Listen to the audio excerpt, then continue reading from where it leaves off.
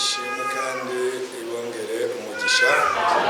Yesu ndabaramukije mu izina ry'Umwami wacu Yesu Kristo, kandi mbahaye ikaze muri iryo zina nyene kugira ngo umwe wese muri twebwe ageze hano yisange, anezererwe no kuba mu ngoro y'Imana kandi yitege ivyo umwami wacu yaduteguriye kuduha, kuko niwe muvyeyi wacu azi ivyo abamwambaza bose bakeneye, ari naco gituma yabiteguye kugira ngo ahe uwo wese amuhanze amaso.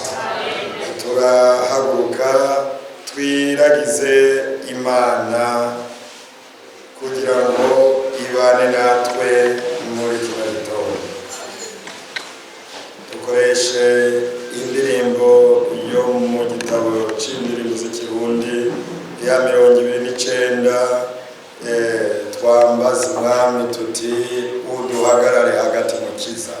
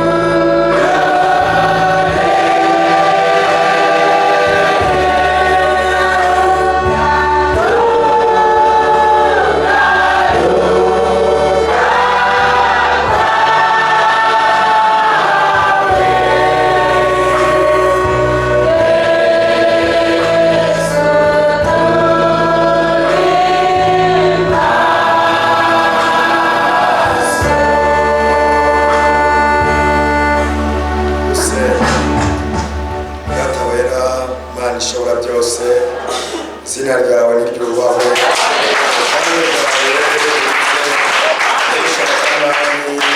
bigirwe hagati yacu nk'uko bigirwa mu ijuru. Uduhe ibyo kurya dukwiranye uyu munsi, kandi uduhaye aho twacumuye, ntuturekerane amosha mabi, ariko uturinde wa mubi. Ishimwe n'icyubahiro ari ibyawe, ukadutoraniriza agakiza wari wateguye kuva kera cyane, igihe gikwiye kigeze ukakatuzanamo. Utugiriye ubuntu, uduhaye kwizera, nushigwe hejuru mwaje.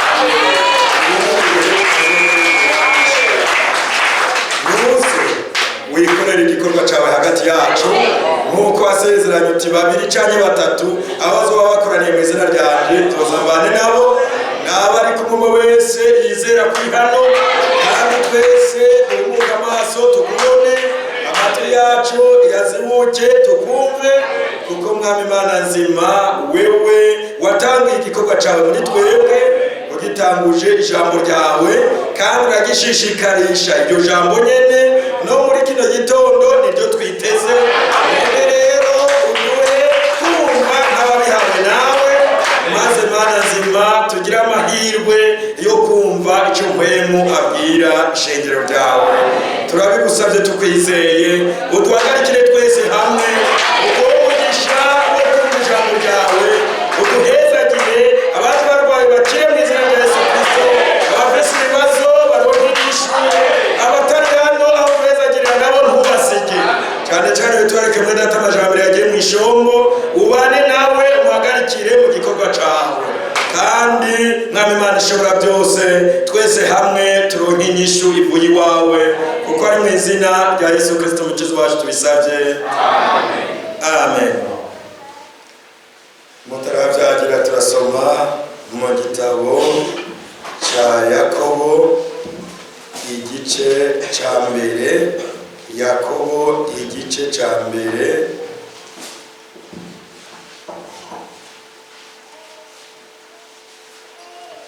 umurongo wa 18 tumanuke tugeze ku wa 22. Yakobo igice cya mbere. Nk'uko yabigize imigambi ubwayo, yatubyarishije ijambo ry'ukuri, kugira ngo tube nk'ibyeze ubwa mbere mu biremwa byayo. Amen. Ibyo murabizi bene data nkunda. Umuntu wese yihutire kumva, yamara atewe kuvuga, atewe gushavura, kuko ishavu ry'umuntu ridakora ibyo kugororoka kw'Imana. Nuko rero mwiyambure imyanda yose n'ububi busigaye, mwakirane ubugwaneza ijambo ritewe muri mwebwe, rishobora gukiza ubugingo bwanyu. Kandi mube abakora iby'iryo jambo, ntimube abaryumva gusa mwibesha. Amen. Muravyagira, Imana ibahezagire mwese. Turanezerejwe n'iki gitondo gishasha duhawe, kandi na cyane cyane tunezerejwe nuko imigambi y'Imana yaduhishuriye muri iki gihe cya nyuma, maze tukamenya ko mu by'Imana yagabiye dufisemo umugabane. Imana ni nziza cyane, kuko yaradumuye amaso turabona ko hari ibikorwa kirakora kandi yihuse, ituzibura amatwi turumva ingene iriko irabikora. Nishimwe rero, kandi ibahezagire mwese. Nkuko tubisomye hano, hariho iby'Imana yagabiye, kandi ibyo yagabiye nibyo iriko irashitsa. Amen. Ibyo yagabiye nibyo iriko irashitsa, kandi ibyo tubwiwe ngo mu byo yagize imigambi, yatubyarishije ijambo ry'ukuri, kugira ngo tube umushuzo mu biremwa byayo. Yatubyarishije ijambo ry'ukuri. nivyo twari twibukanya ku munsi w'ejo ko uhoraho koko yakoze ibikomeye iwacu, kandi ibyo byatumye tuvuga tuti natwe turanezerewe. Ibikomeye yakoze nuko abatari abantu yatugize abantu, kandi ntitwaba abantu gusa ahubwo yatugize abana bayo. Si abana bayo basanzwe gusa ahubwo yatugize imfura, nk'uko Kristo Yesu yaje kuturondera nawe ari imfura muri bene se benshi. Biranditse mu Baroma igice 8, ivyo umwami wacu yagabiye nivyo yakoze kandi arabitumenyesha. Murongo wa 29 Baroma igice 8 hati, kuko abo yamenye kera yabatoranirije kera gushushanywa n'ishusho y'umwana wayo, kugira ngo abe imfura muri bene se benshi. Umwami wacu ni imfura, ariko nabo yabyaye nabo ku Mana, babyawe n'ijambo ry'Imana na mpwemu w'Imana, nabo ni imfura. Imana nacu ni nziza. Ni kuvuga ngo ivyo nibikomeye yakoze, kuko babaye imfura hariho n'umugisha w'abana b'imfura. Nivyo rero twamenyeshejwe, kandi ijambo Imana yaturungikiye niryo nyene ririko rirakora ivyo, kuko niko tubwiwe ngo yatuvyarishije ijambo ry'ukuri.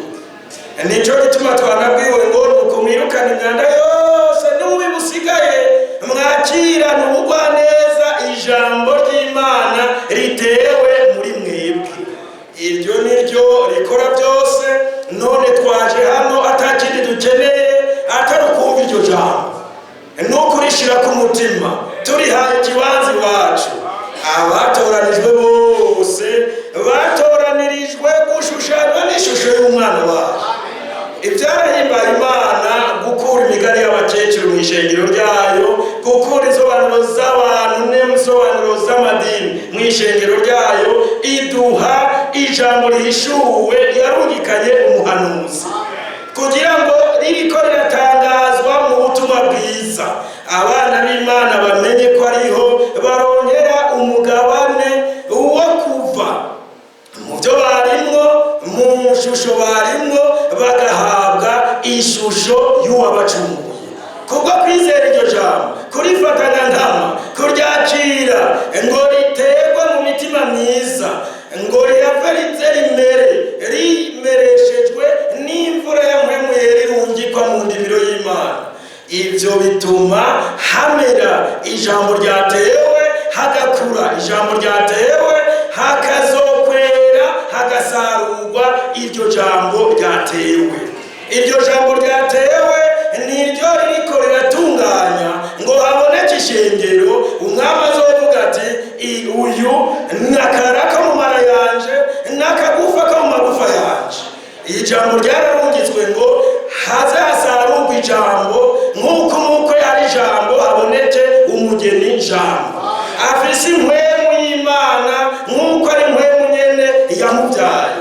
Ni ukuvuga ngo ivy'Imana yagabiye byose ni vyiza, iriko irabikora mu bazanywe nayo iwayo, ibikoresha ijambo ryayo. None mugira neza ko murishira ku mutima, buri wese abe hanaze ati nje kumva ivy'Imana, kuko Imana yarashimikiye akazi kayo, yirukana ibitari vyayo, izana hagati yacu ijambo ry'ukuri, ngo turyakiriye rikora igikorwa ryatumwe.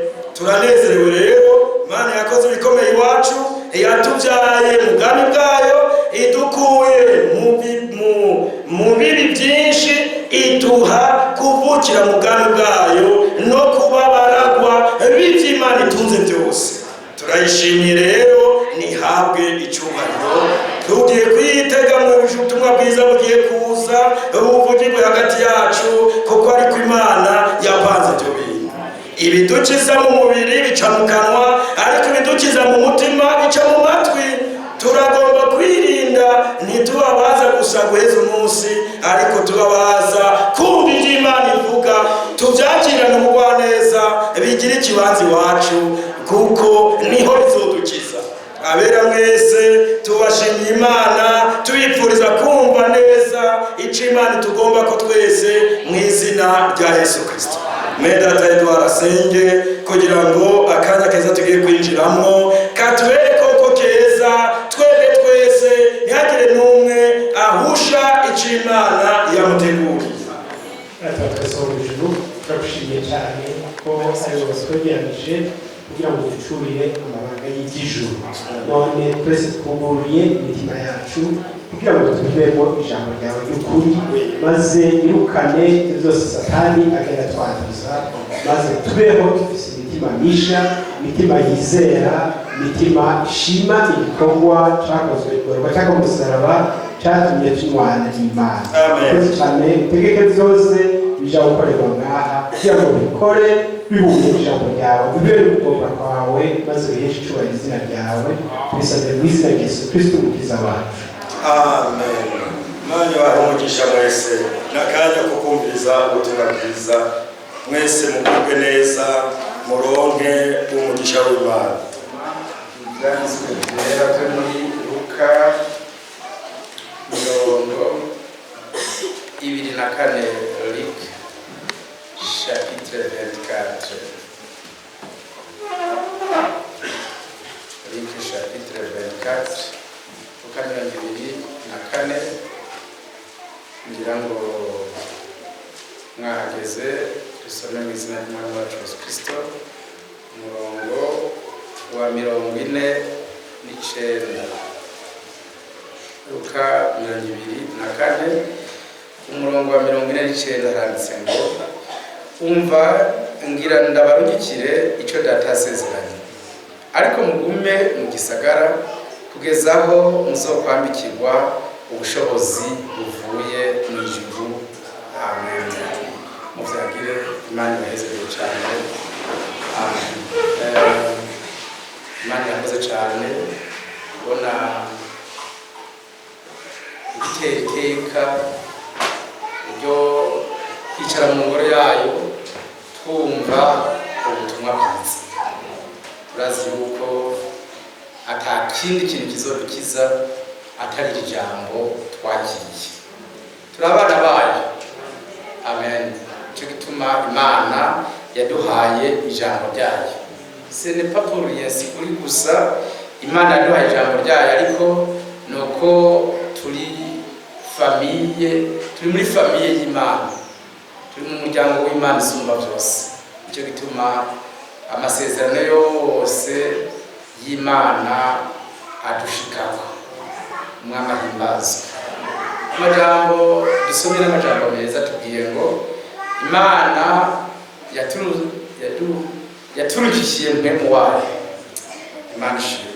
Handitse ngo umva ngira ndabarungikire icyo data yasezeranye. Amen. Ariko mugume mu gisagara kugeza aho muzokwambikirwa ubushobozi buvuye mu ijuru. Imana ihimbaze. Umva ngira ndabarungikire icyo, la promesse du Père, icyo data yasezeranye. N'ibintu niyaba hari urukundo ruzoboneka, nta rukundo rwaboneka rungana n'urwa Yesu Kristo. Urukundo rw'Imana, Dieu est amour. Imana n'urukundo bwite. Umwami ahimbaze. Nawe bo umuntu wese ari hano yoshobora kuvuga ati icankujije ndifuza ko ndagiha abandi. Umuntu amaze nk'imyaka 100, hanyuma icyatumye ayimara akaba aricyo nawe aduha. Yoba dukunda ariko kugira tuzomara imyaka 100. Niko Yesu Kristo yavuze. Amen. Ati ikizonzura mu bapfuye. Amen. Nande ndakibaha kugira ngo namwe muzozuke mu bapfuye. Amen. Imana ibaze. Igituma ntacumura namwe ngira ndakibarungikira kugira namwe muzobe nkanje musubire gucumura. Imana nziza. Amen. Igituma ikizotuma nduga mu ijuru. Amen. Nande ndakibahaye kugira namwe umunsi umwe muzove mu isi muje mu ijuru. Amen. Imana ishimwe. Igituma nasaza nande ndakibahaye namwe muzoronke jeunesse éternelle. Imana ishimwe. Ngira ndabarukira icyo data yasezeranye kugira ngo ukondi ivyo ndonka namwe mubihabwe, nambara ubwiza namwe mubihabwe, nambara kudapfa namwe mubihabwe. Imana ishimwe. Nambara kuzoduga mu ijuru namwe mubihabwe. Ingufu zizonzura mu bapfuye ndazibarukiye, namwe muzozuke muve mu bapfuye. Imana ni nziza cyane, numva ndashimiye n'umutima wanje wose. Umva dusubiremo, ingufu zose zineza y'ijuru Mwami ati ngenda zibarungikire kugira ngo namwe iby'ijuru byose mubihabwe. Amen. C'est vraiment merveilleux. Ni iby'agaciro kanini cyane. Muri Matthieu 28, Imana ishimwe. Matthieu 28, muri Matthieu 28 umwami wacu ati, Matthieu 28 verset 18, Yesu arabegera arababwira ati jewe nahawe ububasha bwose mu ijuru no mu isi. Amen. Imana imbazwe. Nahawe ese Imana ni nziza cyane. Nahawe ububasha bwose mu ijuru no mu isi. Ni kuvuga ngo ububasha nahawe, na rupfu ntabwo afise, na kuzimu ntabwo afise, na satani ntabwo afise, n'indwara ntazo ufise. Amen. Imana imbazwe. Nahawe ububasha busumba bose mu ijuru no mu isi. Imana ishimwe. Ni kuvuga nahawe ububasha busumba ubw'abanzi banyu bose, tous vos ennemis réunis ensemble. Abanzi banyu bose bo kubatera bakoraniye hamwe, nahawe ububasha bubaruta kugira ngo ndabatabare, kugira ngo ndabakize. Amen. Kugira ngo ndabahe ubugingo. Umwami ahimbazwe. Kiswaruwe. Nahawe ububasha bwose mu ijuru no mu isi bwo kubatabara. Ni kuvuga ububasha busumba ubwa rupfu, busumba ubwa kuzimu. Nimwapfa nzobazura, nimwagwara nzobakiza, nimwacumura nzobaharira, nimwacafura nzobeza. Nahawe ububasha bwose mu ijuru no mu isi. Umwami ahimbazwe. Uriwe mwami twakiriye, Yesu Kristo umukiza wacu. Nahawe ububasha bwose mu ijuru no mu isi. Imana ishimwe. Nimwapfa nzobazura, nimwaterwa nzobavyura, nimwazimira nzobazimurura. Nahawe ububasha busumba ubw'umwijima. Amen. Nahawe ububasha busumba ubw'indwara zose, n'ubusumba bwa rupfu, busumba bwa satani. Kandi ibyo ni ibyawe muri iki gitondo, ni iby'abatoranijwe bose. Amen. Abana b'Imana isumba byose, umuntu wese ngaha abyizeye ni ibyiwe.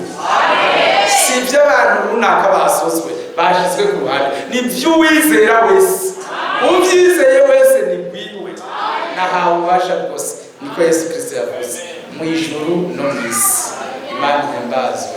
Muri Jean 14 ati que Dieu vous bénisse. Oh, merci Seigneur. Imana ihimbazwe.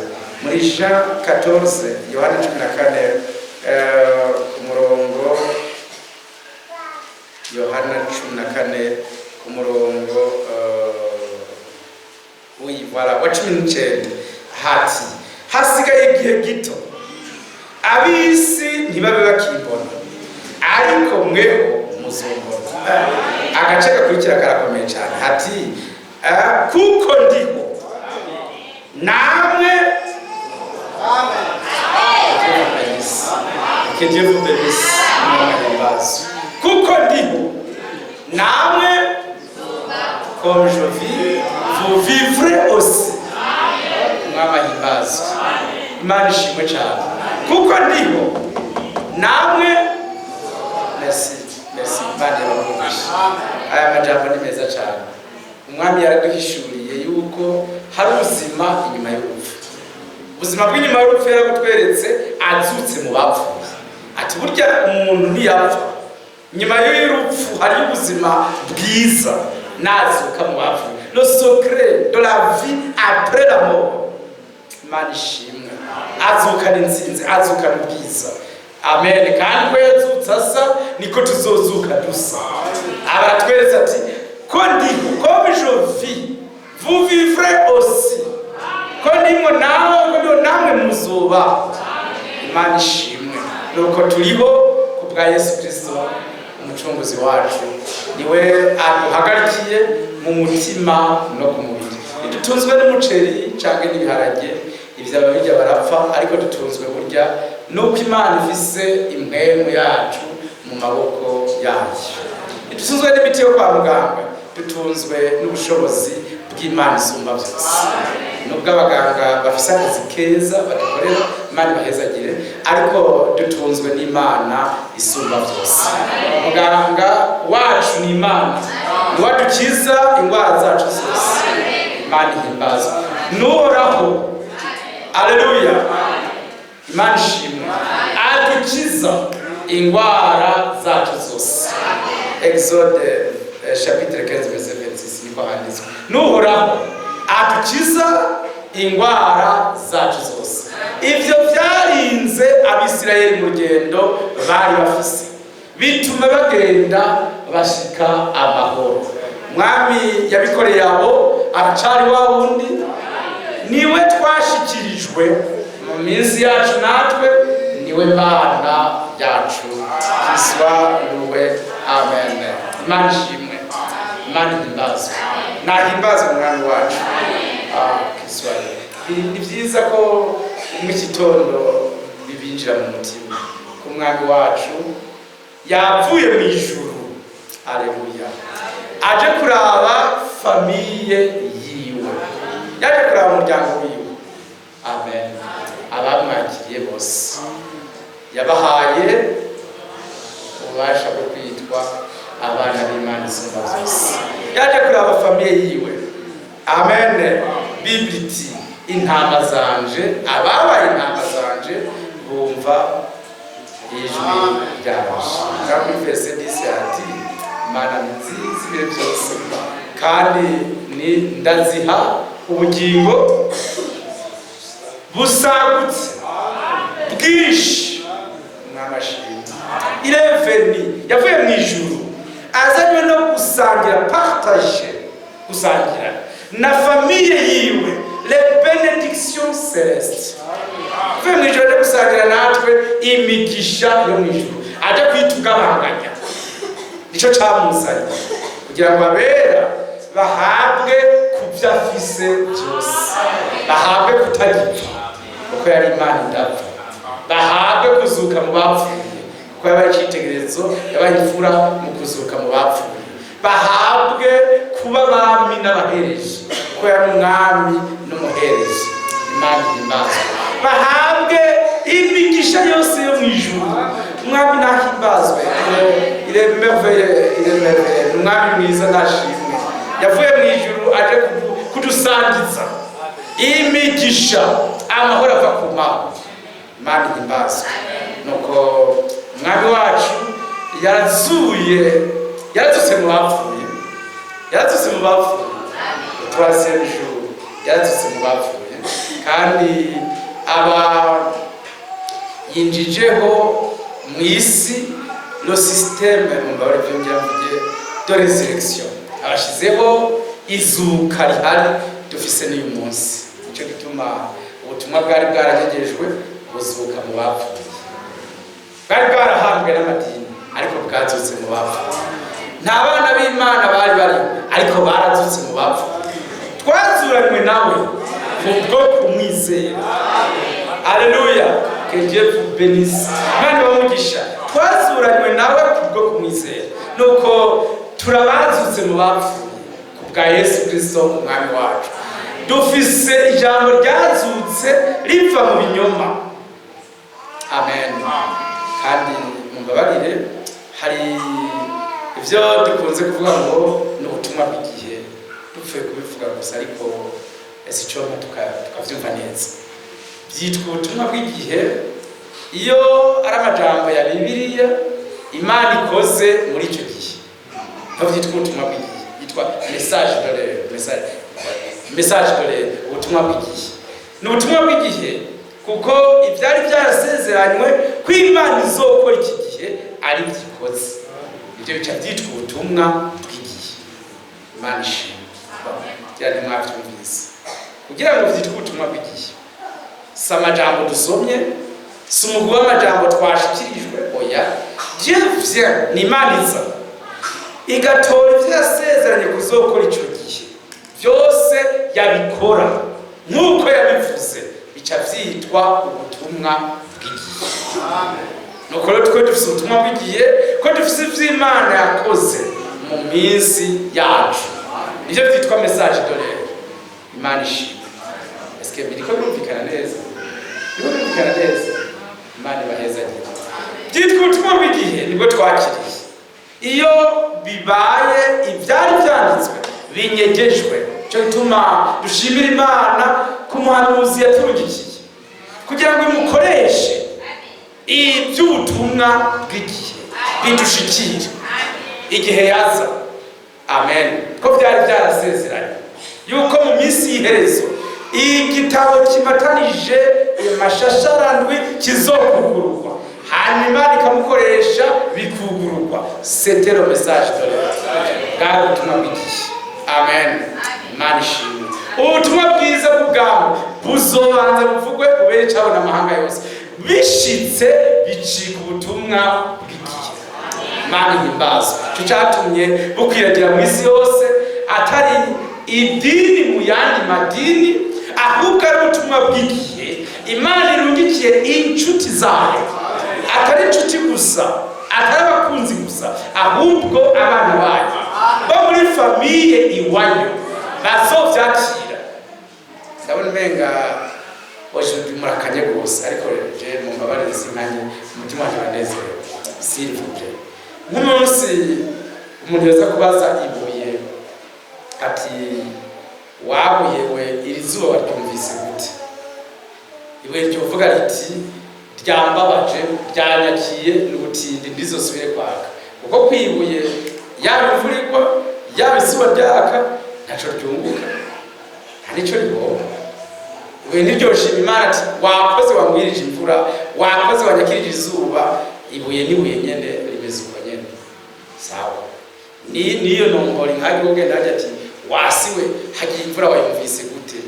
Yaki imvura yovuga ati isi yovuga ati mungiga kwiki kwivyo by'imvura yavyonze ntibinandaba n'izuba ryaka nawe uryoka ko imyaka igihumbi bya ariko hariho ibiterwa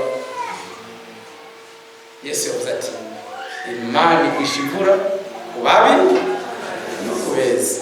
Hari ibiba ibiterwa biba amakwa bibi imigunguma bibi bitofu bibi biharage bibi ingano byose biba bikeneye imvura biba bikeneye n'izuba.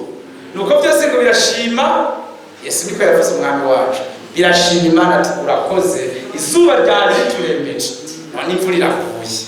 Imana ishimwe. Kuko niko no mu isi hari amabuye n'amasi n'ibyatsi bibi na byiza. Aha izuba ryatsi hari ibihabwa ubugingo ibyo bigashima Imana biti urakoze kutwakirije izuba ry'ubugororotsi. Abo ni bari muri famiye y'Imana isumba byose abo ubutumwa bwiza bwashitseko bashimira Imana baturakoze kutubohora. Hari n'abandi ataco byababwiye kuko bitabaraba hari abati naho yova hano ubunyene yova hano yinjira mu misa akora kumenyetso yova hano ahanyene twicaye twese muratubona yova hano agenda muri katedrale kumushasha avuga ati mwaramutse Maria uzine mukaba muri kumwe kandi akumva navyo bigenze bye kumva navyo ni sawa. Ubundi nabataye amagogwa jengo yemwe ikizomvanayo kandi ari ubukira riyari ubundi nawati nova no muri message nyinjira no mukoro wanje bakagenda bakambira yindi no munsi bye hari kandi hari umuntu yetwari kumenga akagenda yiruka none kuvuga hari abutumwa bwiza bwaje babukeneye. Abo ni abana b'Imana isumba byose bashizwe mu rubuto rw'Imana maze abo bantu niryabakira bazonezerwa Imana ishimwe. Abo nibo bana bo muri famiye ya Saint Esprit, bari mu muryango wa mpemu yera, nibagenderera nkuko vyanditswe ngo amen. Ku mugoroba uhora yaraza muri Edeni bakaganira, abafrere bakumva baranezerewe ngo mukaga ko ku mugoroba hari ibiganiro vy'Imana na Adamu na Eva. Mani bajye bacumuye kuko bari abakunzi bayo, yirukanse kuza kubatabara. Uko niko abana bayo batandukanye n'abanyabyaha. Iyo baguye yiruka kuza kubavyura, yiruka kuza kubaharira, yashesha amaraso ku bwabo kuko n'abakunzi bayo nabo muri famili wayo bakunda ijambo ryayo, nayo ikabakunda. Abana b'Imana umwami ahimbaza, kandi birakwiye ko muvyumva neza cane ko umwami yarugikiye yaje kubiwe, abiwe ntibamwakiriye, abo bari Abisirayeli, ariko abamwakiriye bose yabahaye ububasha bwo gucika abana b'Imana. Niba bimutse, aleluya, frere yatwishije ngo yatwimuriye mu bwami bw'umwana wakunda. Niba bimutse bava mu kuvyagwa n'abantu basanzwe, bavyagwa n'Imana isumba byose, bavyawe ubwa kabiri, nivyo twigishije ku murongo wa 18 muri Yakobo, bavyawe n'imbuto itabora, nuko Petero mwene data yatwigishije, bavyawe ubwa kabiri n'ijambo ry'Imana ritabora. N'abana b'Imana isumba byose, nibo batari mu idini, amen, barajwishinga n'ijambo ry'Imana, bari familiye n'inshuti z'ijambo, amen. Umwami abahezagire cyane, n'abana b'Imana isumba byose, bavyawe ubwa kabiri n'imbuto y'Imana isumba byose, bafise ubugingo muri bo, amen, kandi ubwo bugingo buzokwerekanwa. Imana ishimwe, Imana ishimwe. Pawulo mwene data ati dufise ubutunzi mu nzavya zibumba. Imana ishimwe. Ariko iki kibora nicamara kumigwa n'ikitabora, niho ishimwe rizova ku Mana. Tushimire Imana tuti warupfuwe, intsinzi yawe iheye. Tuzoshima umwami Yesu yaturohoye, yarakoze, nahimbazwe ibihe bitazoshira. Isawa umwana w'umugisha. Paulo mwene data, turagiye gusoma kwa Paulo, Frere Paulo ati, ngira ngo mu Bifilipi mwahageze igice ca 3 twarahasomye, kandi tuzokongera tunahasome gushika Yesu agarutse. Imana ibahezagire cyane, amen.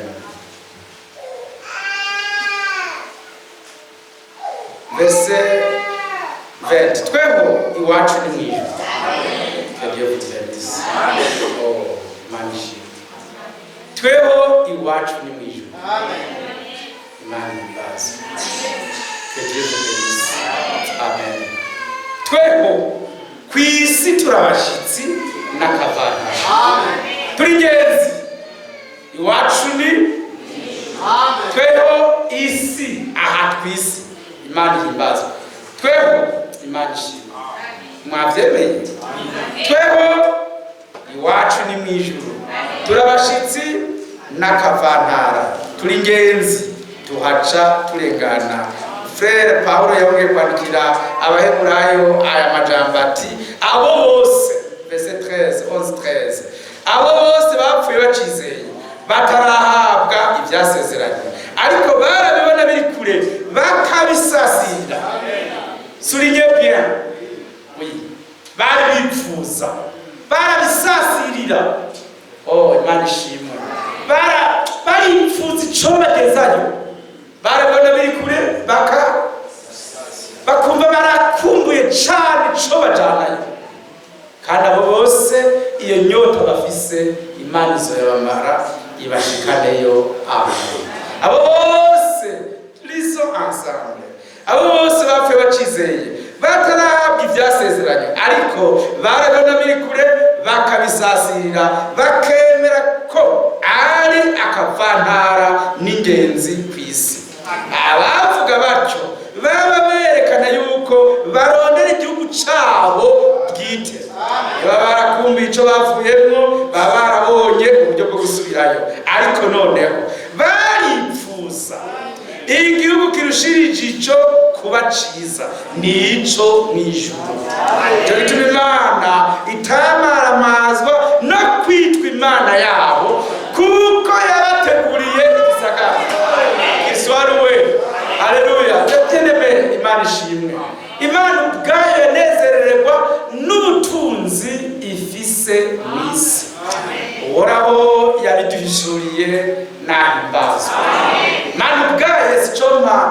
mu mutima wanje biriyo byose nkabibabwira.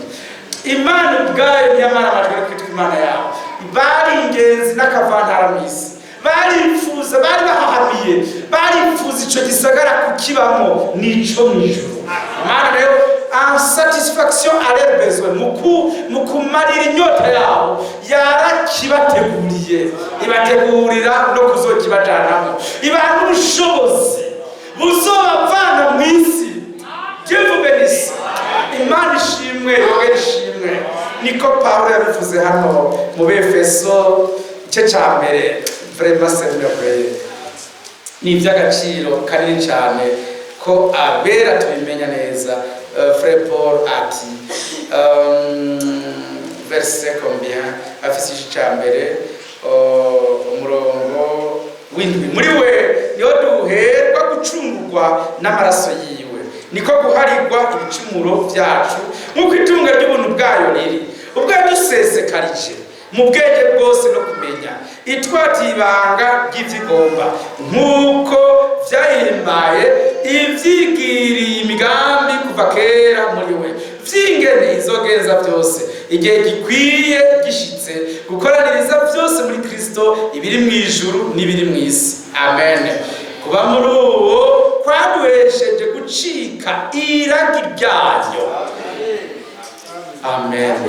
Twashiriweho kera nk'uko iyo yabigize imigambi ikora byose, nk'uko imigabo yayo mu mutima wayo iri, kuzoba baguhesha icyubahiro ubwiza bwayo twebwe abizigiye Kristo kera.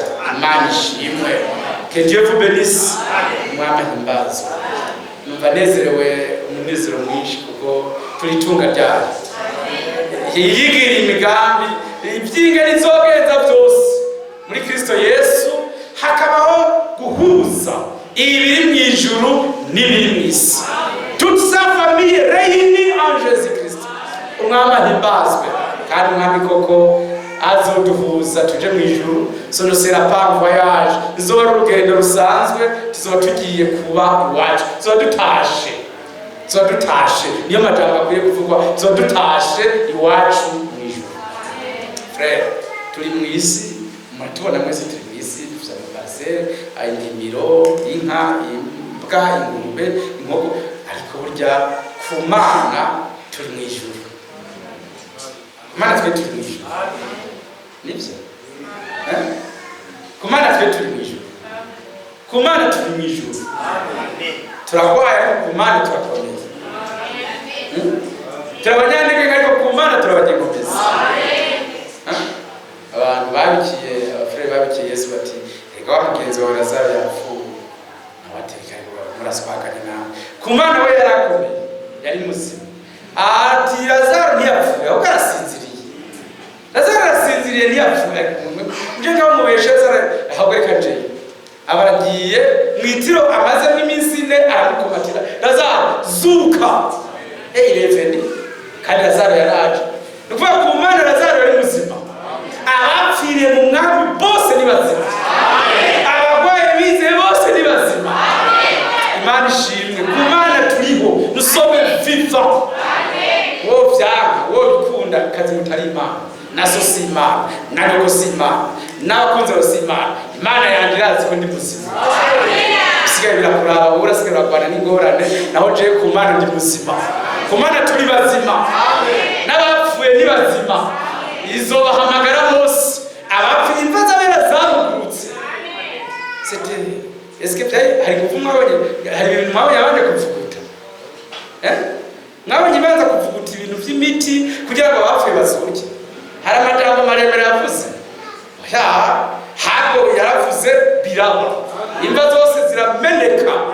Hanyuma bera barazuka. Abamagufara bose n'amagufara heze. Haciye imyaka 4,000 barazutse. Dieu a parlé. Beri Imana niyo yavuze muri Ezekiel ngo bwira ayo magufa. Yabwiye abe mazima. Havukamo ingabo nyinshi. Iyo niyo Imana yavuze. Bwira bajya abafrere bave mu buzimire baje mu ijambo rihora. Imana yavuze kandi byarabaye.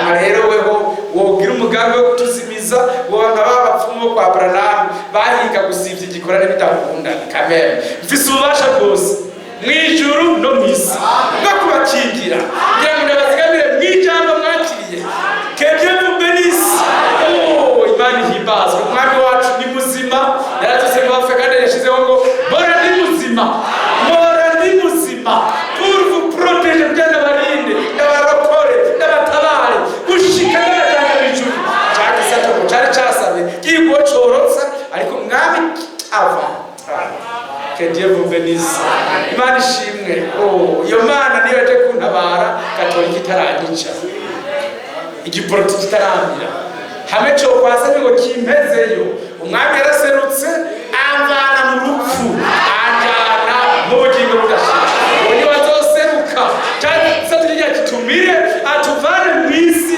atujane mu ijuru wabera bararirimba verse 10 Mujashora 12 ngo abera bararirimba nibiguhimbare wacu niko byanditswe mu bisome abera barokotse bararirimba bati nimunezerwe muhimbare wagakiza k'Imana karaserutse umwami ashimwe nahimbazwe que Dieu vous bénisse amen mwijuru verse 10 numvijwe rirenga riti none agakiza karashitse gashikanye n'ubushobozi n'ubwami bw'Imana yacu n'ububasha bwa Kristo wayo kuko umurezi wa bene data yahora bareka ku murango no mwijoro imbere y'Imana yacu akororewe hasi d'accusation so sera fini Imana ihimbaza kuregwa bizoba biheze mwazi wacu azobatibuwe maze abera tubeho ataki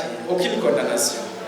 Oh merci Seigneur Imana ihimbazwe nashimwe eske muravyizeye nahimbazwe rwose Pawulo ndamukunze cyane yifatanyije na Kristo Yesu atubwira n'amajambo meza ati niyaba imwe muyazuye Kristo ubapfu iri muri mwebwe Romains chapitre 8 verset 11 niyaba iri muri mwebwe n'imibiri yagipfa izohindurwa Imana ishimwe izohindurwa idapfa Dieu vous bénisse. Oh merci Seigneur Imana ihimbazwe ariko verset 11 Romains 8:11 ariko niyaba mwemu wiyazuye Yesu mukuye mu bapfuye aba muri mwebwe iyazuye Kristo Yesu imukuye mu bapfuye izozura n'imibiri yanyu ipfa kubwa mwemu wayo aba muri mwebwe amen.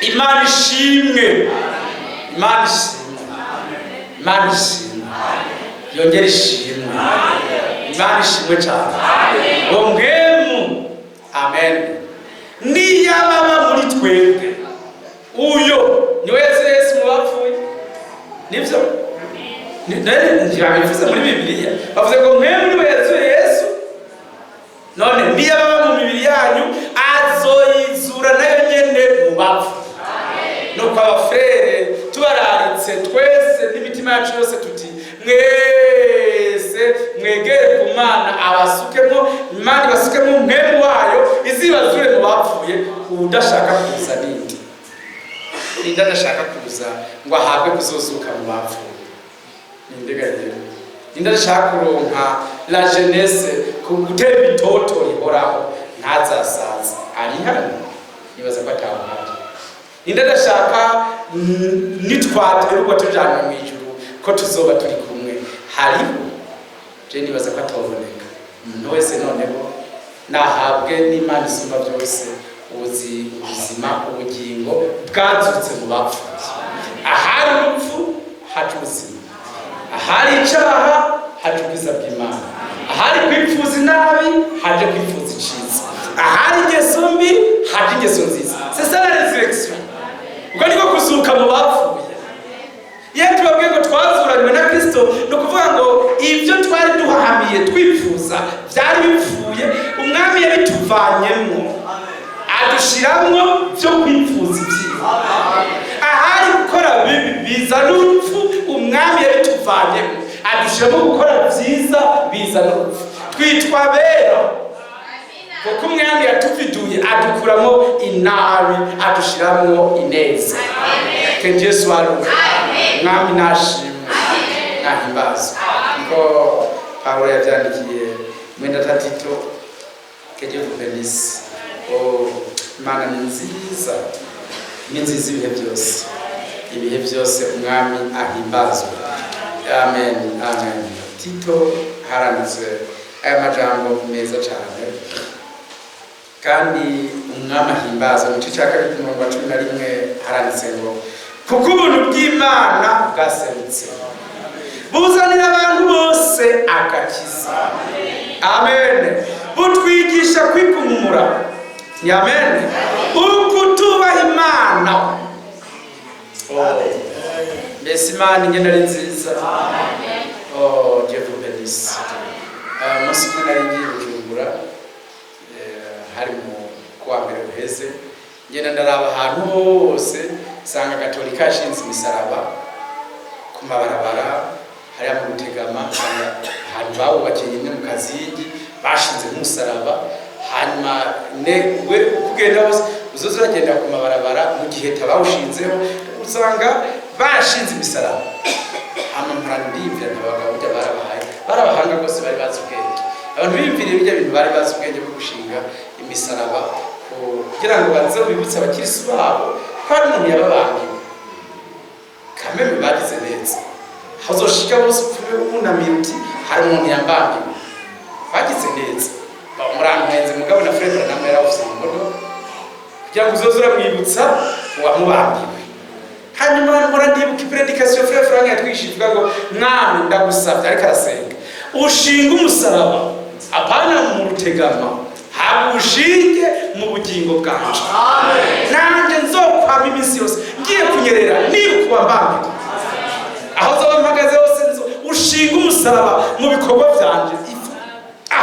Muremure ushinge mwami ariko nange barawushyizeho natwe twiganye Abagatolika. Cyane babwire ngo tweho natwe dusabye Imana uve hano ku rukuta ushingwe muri twebwe. Imana ushinge en toi. Hanyuma uzogera hose ugiye kugerera ugiye gushapura ugiye kwiyumvira nawe uti hari uwambambiwe. Ibyo yarabitsinze nta gaciro bifise iwanje. Ma vie vient de Golgotha. Ubuzima bwanjye bukomoka i Golgotha. Urya munsi Yesu azutse yari yerekanye ko ibi byasezeranywe byose abishikije kuri bene byo. Aribo twebwe aribo abana b'Imana bagiye barakurakuranwa uko byagiye birarengarengana. Umwami nahimbazwe. Ese icoma nande kuri uyu munsi umwami agashinga umusaraba mu mutima wanje ntama ndibuka Yesu yabambwe kugira ngo sinje mu bitagira ikimazi byamujanye i Golgotha.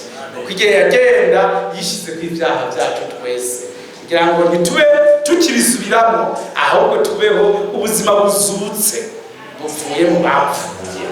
Ese cyo umwami wanje agashinga umusaraba mu byimviro byanje byase nkiyumvire bibi akawushinga mu mitima wanje byase nkagira imigambi mibi. Bien, que Dieu vous bénisse. Amen. Par sa résurrection, kubwizuka ryiwe mu bapfuye yatweretse ko ibintu byose byavuzwe mu ijambo abishikije. Tout est accompli. Byose yarabishikije. Imana ibahumugisha.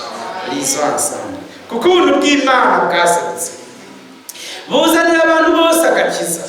Butwigisha kwikumumura ukutubaha Imana no kwipfuza iby'isi. Bukatwigisha kwama twitonda tugororoka twubaha Imana muri kino gihe. Twitega ibyizigiro by'amahirwe no kuzoseruka kubwiza bwa Yesu Kristo. Niwe Mana yacu ihambaye n'umukiza. Yatwiguze kugira ngo aducungure adukure k'ibyo twagabitanije. Amen. Byose kandi yihumanira ubwoko ngo babe icibare ciwe bagwane ishaka ry'ibikorwa byiza. nziza. Amen. Urabo ayabahe ubu butunzi yashize mu ijambo ryiwe, kuko ari mwebwe mwabugenewe rwose. Amen. Ibi dusomye mwami narishitse mu mutima wanje no mu mutima wawe, uvyamemwo bikuzanire umunezero udakama. Urabo yabikoze, nahimbazwa. Amen. Nahimbazwa. Voilà, Imana ishimwe, nahimbazwa. Que Dieu vous bénisse. Kandi twese turabanywanyi bizuka ryiwe, turabanywanyi bo kuzuka kwiwe, n'est-ce pas vrai? Turabanywanyi, nous sommes participants de sa résurrection. Alléluia. Kwimigisha yose yakomotse mu kuzuka kwiwe yaradushitse. Amen. Uri guhabwa ijambo ry'ukuri ryazutse rivuye, uri guhabwa ibimenyetso n'ibitangaza, ivyo byose vyerekana ko Yesu yazutse mu bapfu. Amen. La compréhension des Écritures, Yesu yazutse mu bapfu. Ibimenyetso n'ibitangaza, Yesu yazutse mu bapfu. Imana ishimwe. Est-ce que mbere muravyumva ndiko ndababwira? Mbese burya murazi yuko gukira indwara ari ikimenyetso cyo kuzuka mu bapfu? Murabizi? Murabizi ko kunaga kw'igiti ari ikimenyetso cyo kuzuka mu bapfu?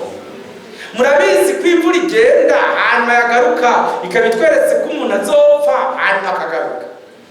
Murazi ko izuba rirenga bwaca ryagaruka hanyuma rikaba bitweretse ngo umuntu azopfa hanyuma azuke? Ripfuye riba rigiye, hakaza umwijima, ryarasa riba rizutse kandi rizukana itoto. Uko Imana yabiremye uko niko n'abapfiriye mu mwami bose hari itegeko ryo kuzuka mu bapfu, ngo kwimfura muri bene se yazutse mu bapfu, nuko dutunze muri twebwe la résurrection. Ese chomba mu frère wese agatembera mu fukati, je n'ai pas d'argent, nta mafaranga mfise, nta n'ifeza mfise, nta n'izahabu mfise, mais dans ma poche, dans mon cœur, mu mutima wanje ntunze kuzuka mu bapfu. Mu mutima wanje ntunze kuzozamurwa, mu mutima wanje ntunze kuzoganzanya na Kristo imyaka 1000. Muri jewe mubona ntunze kuba umwami n'umuhereje, jane potentiellement. Ariko ko tukiregwa, tukiri abana, turarezwe ngo tuzobishikira. Turarezwe ngo tuze tubishikira. Ariko mwami yari tugeneye, twavukanye imbuto.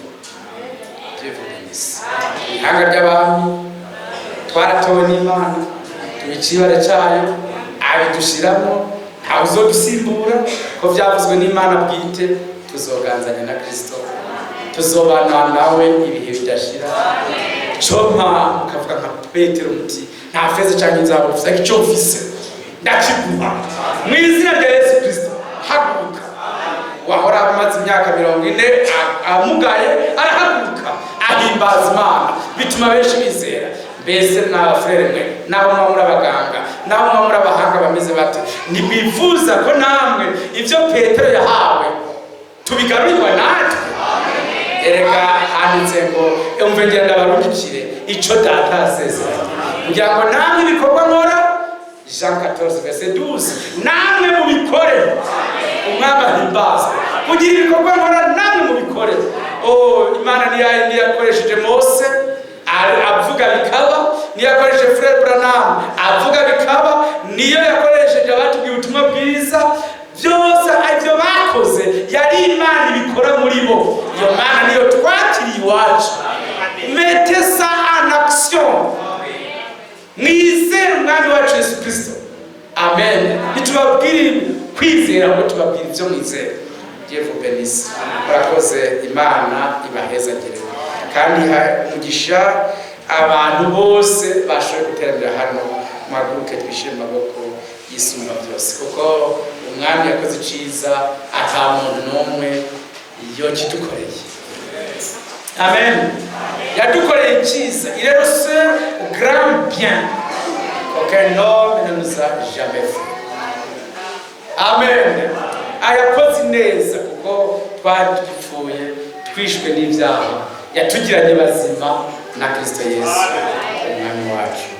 Amen. Imana ishoboye byose ibashiremo ubwo butunzi mu mitima yanyu. Amen. Turaririmbira hamwe twese tuti nk'uko Mose yamanitse inzoka ku giti abacikana bose nanjye ndiko ndacikana nawe uriko uracikana abacikana bose bakayiraba niko n'umwami Yesu yatumarikiwe kera tumurabe tumwizigire twese duhabwe inyungu nous sommes les bénéficiaires de sa résurrection twese twakire ibyo dufitiye uburenganzira ku Mana n'Imana yakire ibyo dufitiye uburenganzira iwacu Yesu abamugisha amen.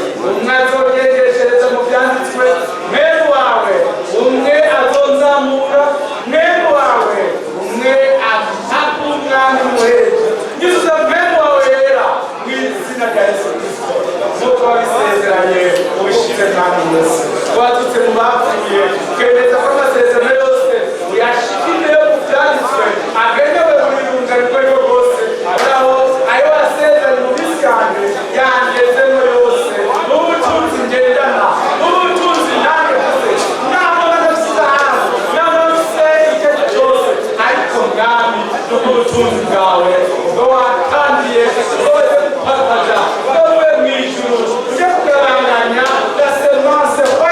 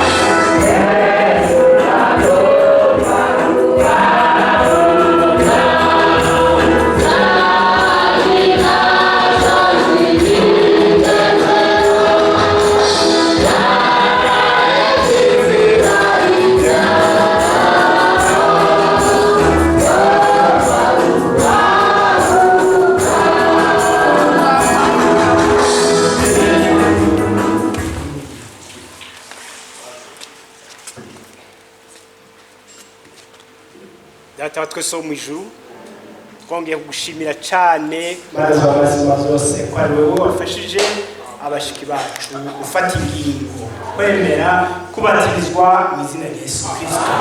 Imana yacu ubuzima byose natwe turabasabiye mu izina rya Yesu Kristo kugira ngo kubemeye tubatirizwa mu izina ryawe izina ryonyine riri mu gakiza nawe wabatize muri mpemu wawe maze ubugingo bwawe bube bwawe abari wowe uburinda abari ubuyobora abari ubutegeka urugendo rwabo abari wowe uzorufata mu minwe uzobarinde ikibi cyose uzobarinde gusubira inyuma kose abari uzogenda baneshereza intambara zose bazocamo maze baze barangize urugendo rwabo amahoro uzobarinde byose mazima byoza bituma bakekeranya ikintu na kimwe ariko ijambo ryawe mpemu wabazobari barongoramo abashikane ukuri kose tubisabye mu izina rya Yesu Kristo umukiza wacu.